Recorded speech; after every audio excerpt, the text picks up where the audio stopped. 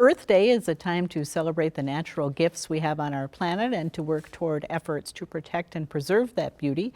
In honor of Earth Day, producer Megan McGarvey brings us back to Vaxjo, Sweden for a tour of the city's wastewater treatment plant and the pivotal role it has had in restoring their polluted lakes.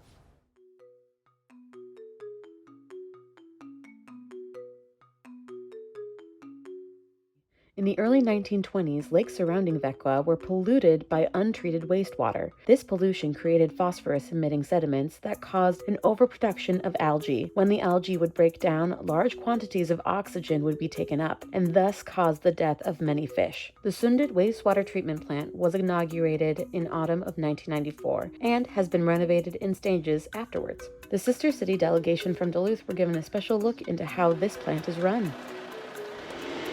Okay, should we move into the intake screen or the grid? Yes.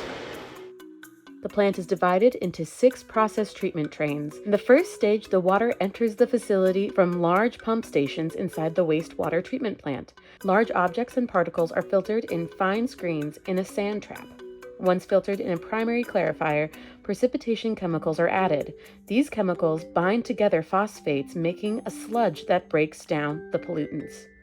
Universities that you work with who are actually researching all of this, and are you consulting with them? And all we have a few universities doing that, but we also have a utvecklingsavdelning, a development department in-house that is actually, we are from the production side, we are asking them to help us. Can you investigate and see what is the best technology available?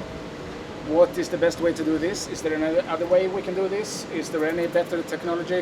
How can we achieve a better cleaning? So it's like your own scientific team. So they take a look on that and they try to investigate that while we are trying to focus on keeping it running. And then of course we have a close cooperation together, and we are to see that we get what we want in the end. But we try to always improve something every month. As I do with the 4th graders, I will mention that when we get down to the biological tank, there is a lot of air, it looks very nice, it looks like a spa, but please don't try to go swimming. Because of the air, there is not enough, surface tension, so that you will sink like a rock. So around this tank is a steel wire, so if you by some reason, God forbid, fall into the tank, make sure you reach this wire, because you will hardly be able to swim. Where we look at from the beginning, where the water comes into us with all the impurities, and we go through the different stages, and then you have the clean water coming out.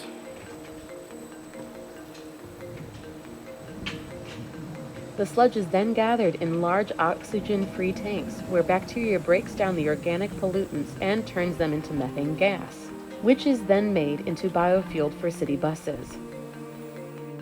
At the moment, 50 of the city buses is going on the biofuel. And we are supplying approximately 80% of that fuel by ourselves. But because of sometimes we have to do maintenance, we have some downtime and so on, we have to buy a little bit from other producers. So we are in the process now of upgrading our cleaning facility, and we are upgrading the gas system overall, so that we will try to make even more gas so that we can supply all the gas for all the buses. We have a system with what we call the brown bags, the paper bags, where we recycle the food waste. And this food waste goes to the recycling plant, they prepare it for us, then it comes here with a truck and we put it into the digestion tanks and we make gas from it. And each of these paper bags, if it's full with food, will take a car approximately 3 miles. US miles. And how clean is biofuel compared to our natural gas, petrol? I would say that because you reuse something that should otherwise just go to the environment, you reuse it, I would say it's much more clean. Sure, the fuel you dig up from the ground, you take it out, you purify it, you clean it a couple of times. That's also from the ground, but it's not really reusing in the same manner because it takes many, many years from the making of the animals to become oil. But this biogas, you can just take whatever food comes in today, will in 3 weeks' time be gas to drive the bus. So I would say, personally, that I think it's much, much more environmental friendly because you reuse, you recycle, you have a loop of everything going around. But of course you still have emissions. I mean, you still have something coming out from the exhaust pipe. We cannot lie, we cannot say that it's perfectly clean. But I still believe, at least my belief, is that we reuse what we get from the environment and from the city, and we make fuel of that. So I think it's much, much better.